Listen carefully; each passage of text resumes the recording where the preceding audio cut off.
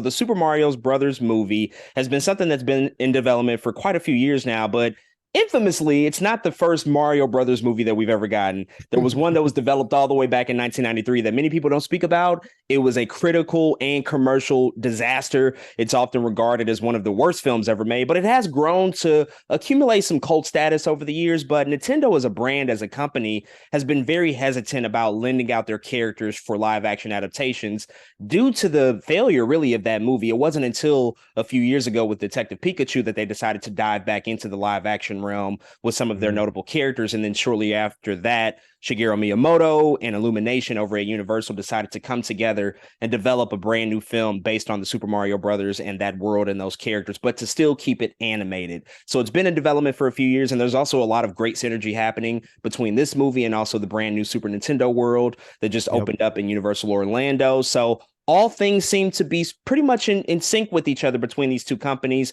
This film just came out this past weekend. It's been highly anticipated, just considering the fact that Mario is one of the most notable and recognizable characters in the world. And we finally got a chance to go check it out in theaters. So, with all of that out the way, I will pass it over to you, man. What did you think about the Super Mario Brothers movie? I think it's very seldom that you run into, I think anybody on the street who doesn't know who Mario, I think, is as a character. He really is so integral to all of our lives, whether you played the games or not. I think a lot of people know references to Mario and, again, have at least played some kind of Mario game at some point in time. And so it's very interesting coming into this movie with as much hype as I expected. It really is like, I don't know, something different that we're dealing with when it comes to Mario, man. It almost feels like this movie is like super late, even though it's not. You know what I mean? It makes it feel like damn, where has this been all of our lives? Again, they've been so afraid because the original Brothers movie was so bad and such, so despicable, I guess, to the world, despicable, that it's I don't know. It's almost like they were afraid to touch it, man. But I came into this movie pretty excited. I've played a fair share of Mario games myself, man. I love Paper Mario. Super Mario 64 is one of my favorite games. I used to have all kind. I think I've literally beat Super Mario 1, 2, 3. I've Yoshi's Island is one of my favorite games. I've spent so much time in this world, man. And so I was excited to see what they had coming into this. And it's okay. It's fine. It's a fine movie. There's nothing really blow your socks off about it. Except for, I will give, Illumination is just coded. They're just really good at animating nowadays. You know what I mean? They're not only good at animating, they're also really good at marketing, I think, which is underrated when it comes to Illumination. Because when it comes to animated movies, probably within the past, I'm gonna throw out a weird number, like 7 years. I'm trying to think when the first Despicable Me came out. They've kind of been running shit. Like, they get butts and seats. We kind of talked on this podcast previously about how Disney's been struggling, how Pixar has been struggling as a unit, how other animated films have been struggling, but Illumination always and always has pulled through for the most part. They always find ways for to get people to come see their films, man. And again, a lot of it stems from how good Despicable Me is, I think, as a franchise. But now here with Super Mario, of course, they already have the power of Mario as a name, but still the posters, the commercials, how much they still got their audience excited. I think to see this movie is important to know, and they did a good job there as well, man. But this movie comes in, and it's really about what you expect it to be about. It really is just an adventure of Mario entering the Mushroom Kingdom, in how he faces Bowser as Bowser is trying to get to Peach, just as the games are. And it's really a weird movie for me because I enjoyed it, but there's a lot of things that I felt that could be better. One is the pacing. The pacing is so fast. If you look away for 5 seconds, you probably miss 10 Easter eggs, which is it's too much going on. Not only that, but although I understand that Mario has never been a super exposition heavy character, I feel like they had a chance to do something else here, take it to the next level, I don't know, maybe expand the universe in some form or fashion. But they really don't do it. They really give you what I would consider as a fan service movie. And that can be fine in some ways. And in other ways, it's like, oh, this is a little, I think, overwhelming by how much I think of the property is just being regurgitated onto the screen sometimes, man. And I wish they slowed down a little bit, gave us a story of a little bit more meaning, and hammered it home a little bit harder. And I think I would have enjoyed that movie even a little bit more than I did. But It's dumb fun. Again, it's geared towards families. Again, not only towards kids, of course, which it is, but it does a good job of giving the callbacks to again little Easter eggs and games that we've all been accustomed to and played throughout time of us being here with the Mario universe, man. So it was a fine watch. Jack Black was born to play Bowser. I kind of said that in our reaction review. He does a tremendous job, man. To me, he really does steal the show for the most part. There's another character in there. Again, I won't spoil it. That they're literally on the screen for 5 seconds at a time, but I love the inclusion of them. They're really funny. I wish we had more of them or more things like that in the movie to make you go, "Oh, this is different. This is weird. Let's do a little bit more of this." But it was a fun and fine watch, I think, in the movie theater, and I think people will still go see this movie and enjoy it. But I'm not sure how much this movie breaks any barriers. So the Mario character has been something that's also been in my life for an incredibly long time as well. Since I was a young child, Super Mario 64 is one of the games that I played the most, have beat the most, just all throughout my childhood. And that's really where my first relationship with the character began. Then grew up and went back and played a lot of those older original games, Super Mario for the NES, Super NES, things of that nature. And then, of course, a ton of the spin-off games and also some of the other more recent games that have come out, such as Galaxy or Odyssey, things of that nature. So I've always tried to keep some sort of a connection to the character across the years, have just become a little bit less in tune with what's going on with Mario just because I don't play as many games as I used to. But as you said, it's still one of the most distinguishable characters in pop culture. Everybody knows the character of Mario, especially the supporting characters. I think he's almost kind of the equivalent in the video game world to what Mickey Mouse has represented for Disney. Mm-hmm. Just everybody knows who it is, even if you aren't that tapped into that world. So obviously the Super Mario Brothers movie and its design was always going to have a mass appeal to it. And I think that I completely agree with your point about just the way that Illumination and Universal typically positions their movies and how they market them, because they are managing to get the widest possible audience in the theater at a time. And they're doing a really excellent job at casting a wide net and making sure that all demographics can be somewhat represented, but still also finding a way to manage to focus their movie on who they want to target it to. And with that said, I think that that's why this movie doesn't really work for me, is because I do believe that this film is truly made for kids, but not just like any kid. It's made for like kids that are 9 and under. And I think that that's very apparent and evident just in watching the movie and listening to the script unfold and realizing like, okay, this is very basic rudimentary writing that's happening. There is not really much nuance or layers that are implemented in the story, because they are trying to make sure that from a creative standpoint, from a storytelling standpoint, they are getting to the people that they want to be inside the theaters the most. And ultimately parents have to pay for these tickets, and that's totally fine. You know, every film has a target demographic. Every film is catering to a specific audience, but I do have to give kudos to Universal and Illumination for not positioning the marketing that way, because they positioned it from a perspective of a 4-quadrant type of movie where, yes, kids will enjoy it. Yes, families are going to show up because they want their kids to be present in the theater. But if you have a ton of nostalgia for Mario, if you grew up with the character like we both did, you'll also want to see with this movie, because it's really the first time,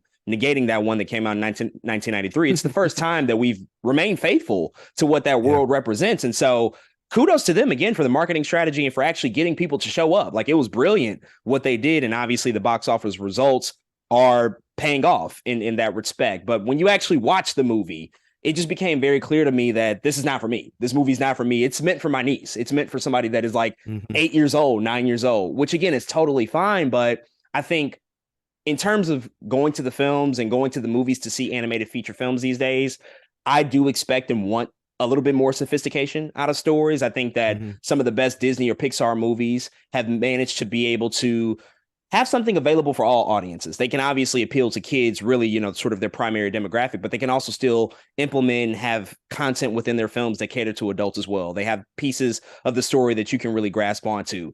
That doesn't really exist in this film, like not at all. There's no layers to the characters. They're very one-dimensional. The world, even in and of itself, is not that developed. You know, I think for a video game franchise and for an IP that's been known for its world building and for its universal sort of expansion.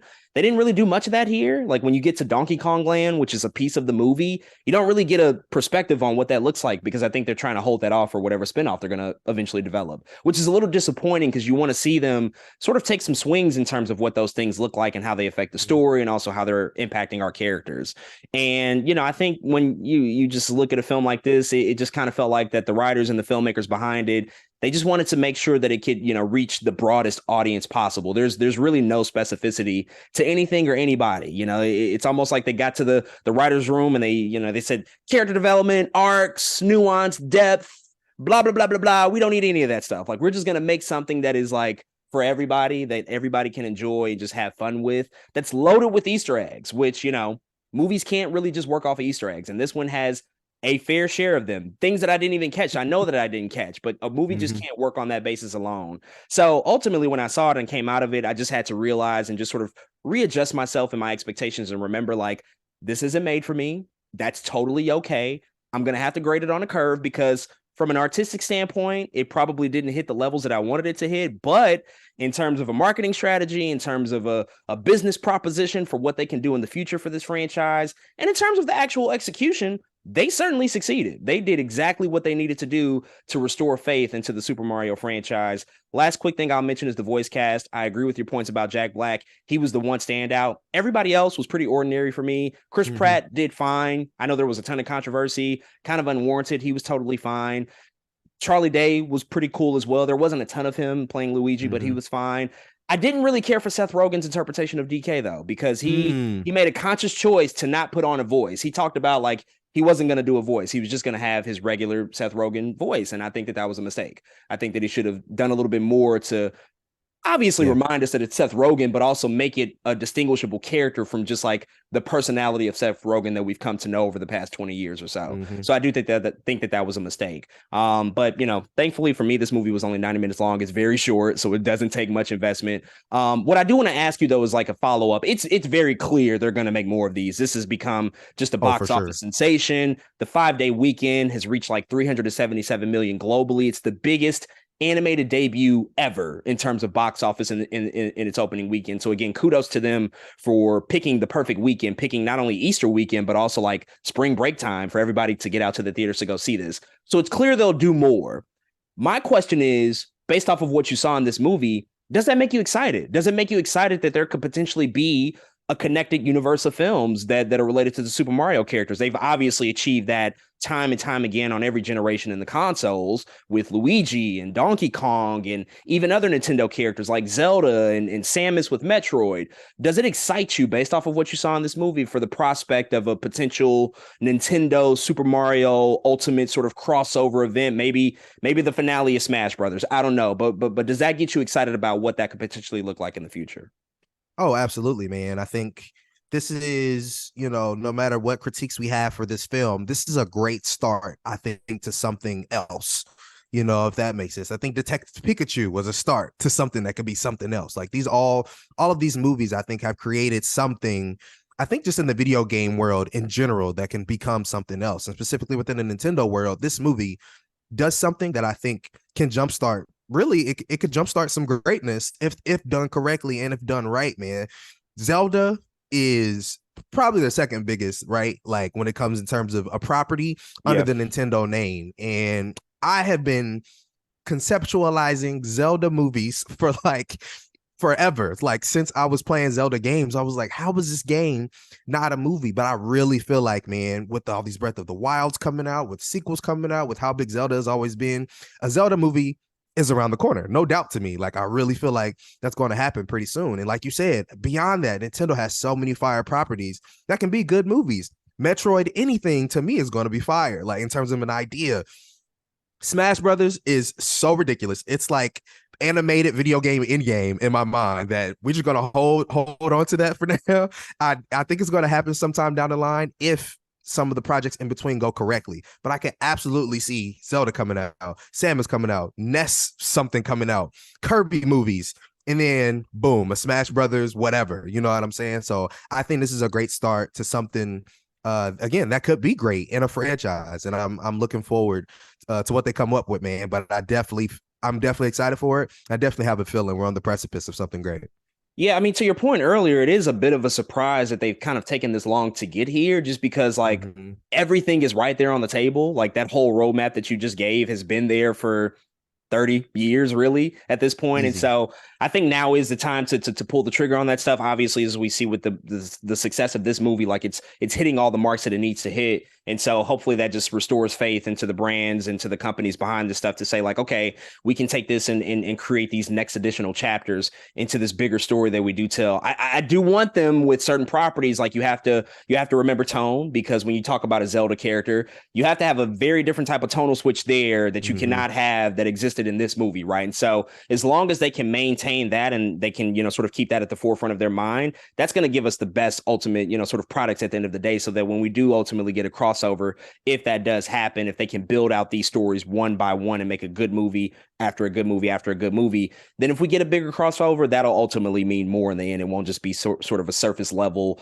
oh, we just kind of expected this to happen because they always knew they were going to make a ton of money by bringing all these characters together. So we will certainly have to see what the future of Nintendo in the live action realm looks like, or in the animated realm, I should say, looks like. But those are our thoughts on the Super Mario Brothers movie. If you've checked out this film, definitely hit us up and let us know what you think.